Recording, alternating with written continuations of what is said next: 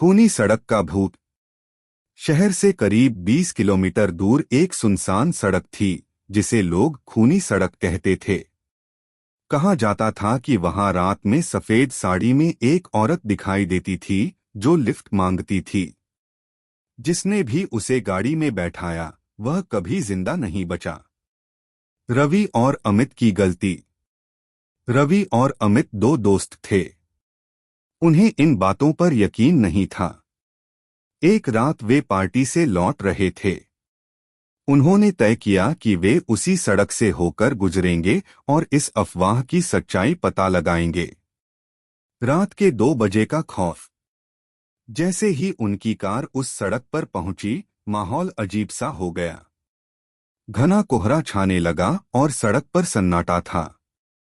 तभी अचानक सड़क के किनारे सफेद साड़ी में एक औरत खड़ी दिखी जिसने हाथ देकर गाड़ी रोकने का इशारा किया।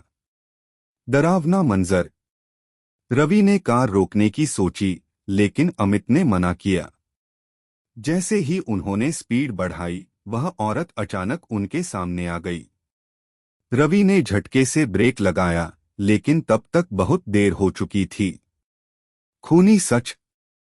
कार औरत से टकरा गई लेकिन जब दोनों नीचे उतरे तो वहां कोई नहीं था। अचानक कार के शीशे पर खून के निशान उभरने लगे और पीछे से किसी के हंसने की आवाज आई। जब उन्होंने मुड़कर देखा तो वही औरत उनके ठीक पीछे खड़ी थी। उसकी आंखों से खून बह रहा था और उसका चेहरा जला हुआ था। अंधीन डर। अमित ने चिल्लाकर भागने की कोशिश की लेकिन उसके पैर वहीं जम गए। रवि का शरीर कांप रहा था। तभी एक जोरदार चीख गूंजी और अगले ही पल दोनों बेहोश होकर गिर पड़े। सुबह का रहस्य। सुबह राहगीरों ने उनकी कार सड़क किनारे देखी।